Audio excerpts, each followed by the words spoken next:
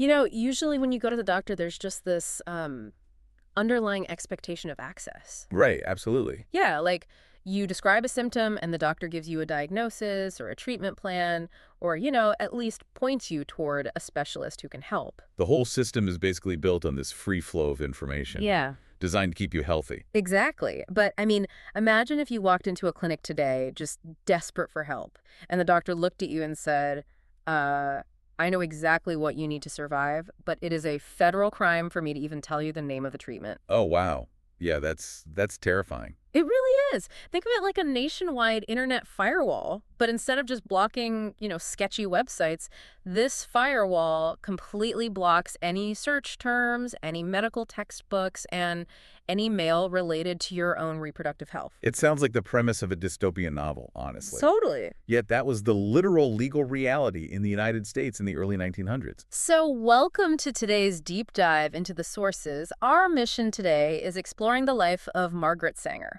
She was a nurse who, well, basically sparked a global medical revolution. Yeah, she coined the term birth control and fundamentally altered the biological destiny of millions.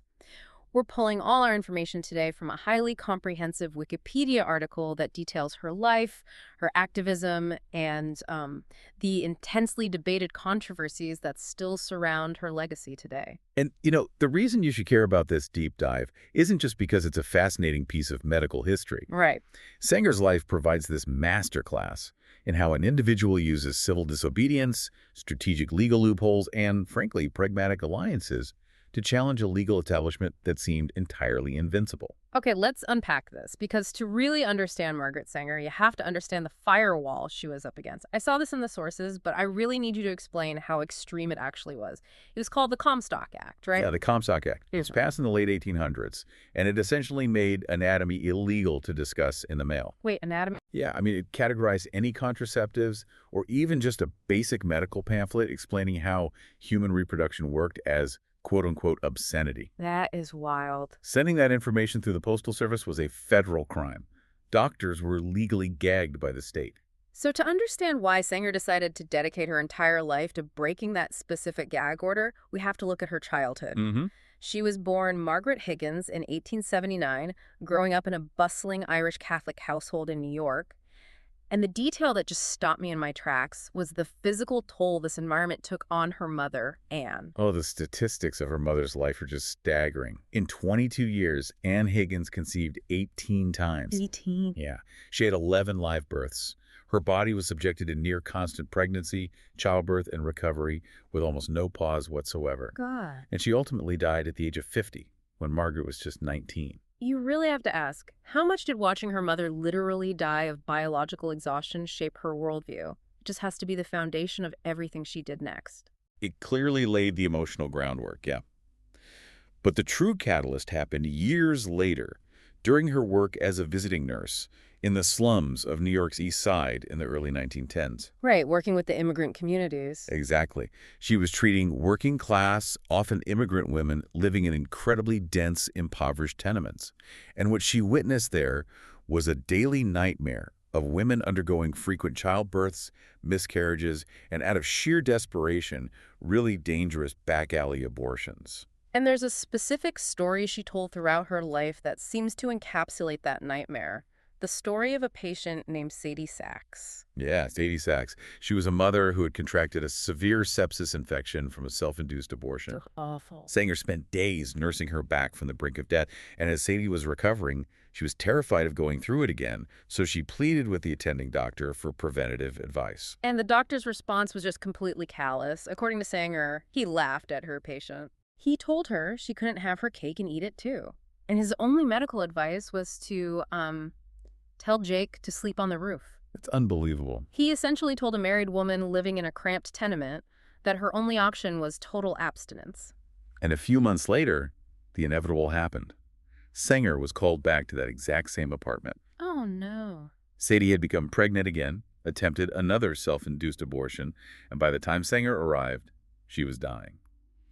Sadie passed away shortly after. Sanger's reaction to Sadie's death wasn't to, double down on being a more compassionate nurse. She reportedly threw her nursing bag in the corner and announced she would never take another case until she made it possible for working women to have the knowledge to control birth. Right. It reminds me of a whistleblower leaving a corrupt corporation, She realized she couldn't fix a broken system by following its rules. The rules themselves had to be broken. Exactly. She realized traditional medicine was entirely complicit.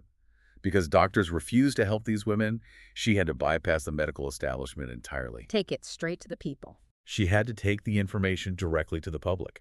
But doing that under the Comstock Act meant intentionally turning herself into an outlaw. And she certainly embraced the outlaw persona. In 1914, she launched an 8-page monthly newsletter called The Woman Rebel. And the slogan printed right across the top was, "No gods, no masters." That publication was a direct, calculated challenge to governmental censorship. And this is actually the moment she and her fellow activists invented the term birth control. Really? I didn't realize they coined it right then. Yeah, but before that, society used these gentle euphemisms like family limitation. Sanger demanded phrasing that was clear, modern, and unapologetic. But, she had to know the Postal Service would intercept the newsletters. Sending them was a federal crime. Why basically hand the government the evidence to arrest you? Well, her strategy relied on intentional provocation. She wanted to force a highly public legal showdown. Ah, so make them look bad. Exactly. The goal was to make the courts and the public look directly at the absurdity of the law. And the Postal Service did start censoring her work, and she handled it brilliantly. When the post office banned a column, she wrote for another paper discussing syphilis. Because even mentioning sexually transmitted diseases was considered obscene. Right, of course. So she didn't just accept the ban. She printed the column with a massive blank space that read, "What every girl should know nothing by order of the Post Office Department." That is amazing. She possessed a remarkable intuition for the theater of civil disobedience. But, the federal government eventually retaliated. They usually do. Yeah. In August 1914, she was indicted for mailing The Woman Rebel. Facing a potential 45-year prison sentence, she secured a forged passport and fled to Europe. And that exile in Europe seemed to completely change her approach. The sources mention she met with British Malthusians and a psychologist named Havelock Ellis. Help me understand how these specific people changed her ideology. So the Malthusians operated on the economic theory that overpopulation inherently causes poverty and famine because human population growth will always outpace the food supply. They gave her movement an economic and global framework. But Havelock Ellis provided something much more personal. What did he add? He was a pioneering psychologist who introduced her to a radical concept for that era. The idea that female sexuality shouldn't be defined solely by reproduction or marital duty.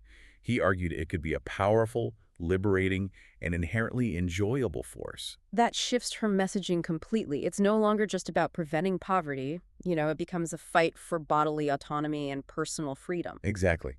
And when she eventually returned to the U.S., her public profile had grown so much that the government actually dropped the federal charges. Wow, they just backed down. They realized that putting a grieving mother, because her young daughter had recently died of pneumonia in prison for writing about women's health, would only turn her into a powerful martyr. But the local censorship absolutely continued. Like in 1929, the Catholic mayor of Boston banned her from speaking. Oh, this is a great story.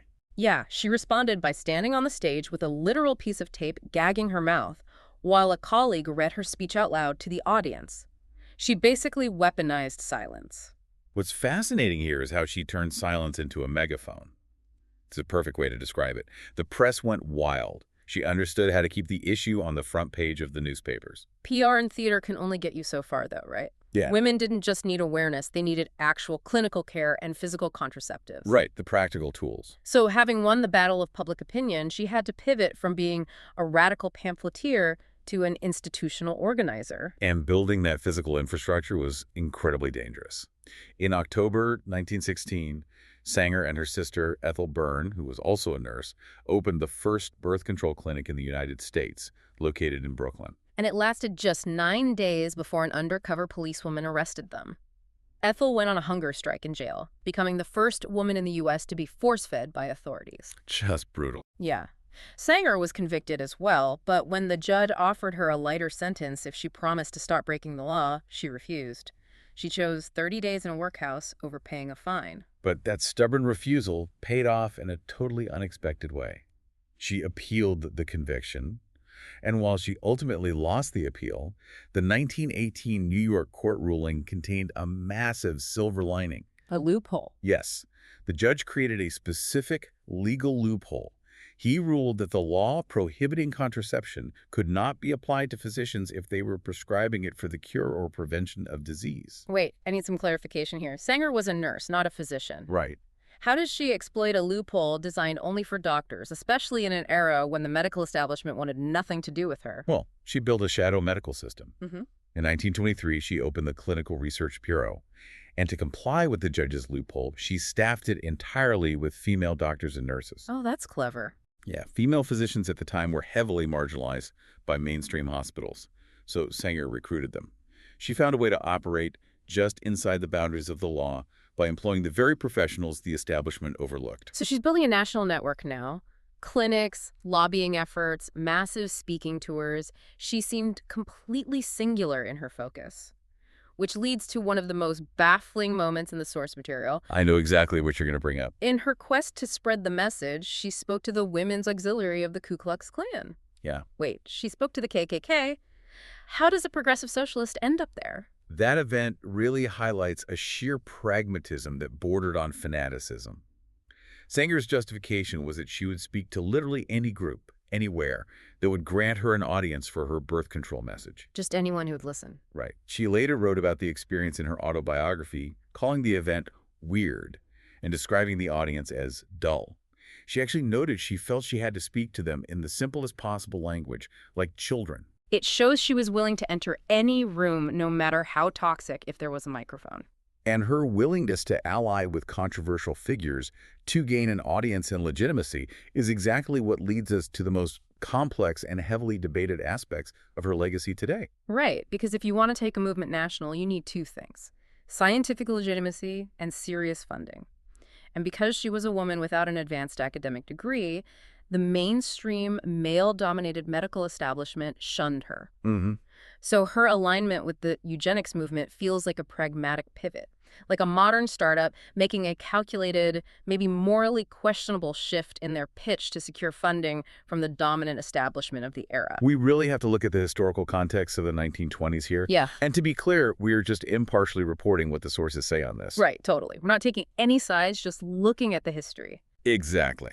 Eugenics was not a fringe idea at that time. It was a massive, globally popular movement supported by major universities, prominent politicians, and corporate foundations. Sanger adopted the vocabulary of eugenics to gain scientific respectability for birth control. Wait, so she wanted to lower the birth rate, but eugenicists wanted to mandate it? Explain where exactly the line was drawn between her beliefs and mainstream eugenics. Okay, so according to the sources, Sanger adopted the fundamental eugenic goal of reducing the reproduction of what was termed the unfit. Okay.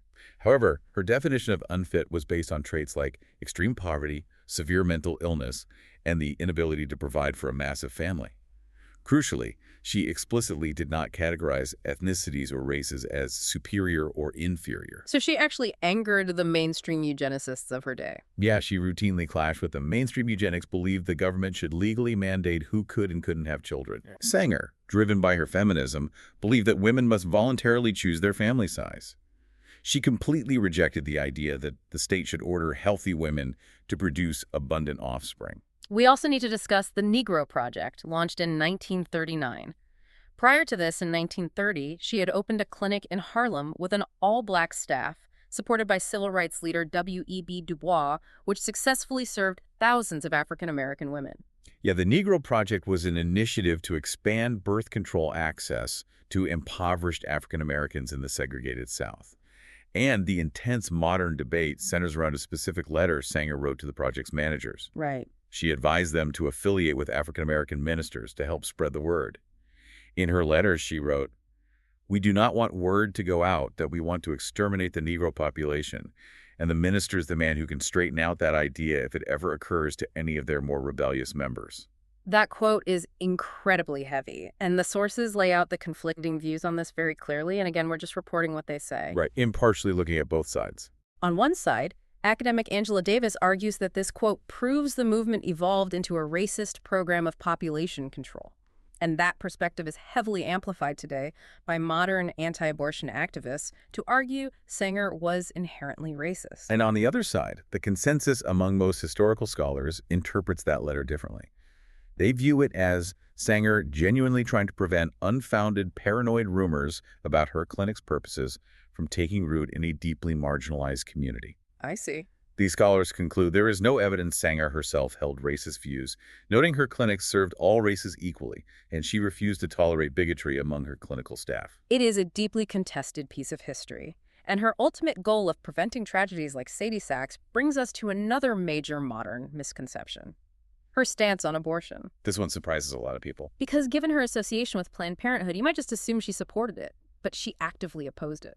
Yeah.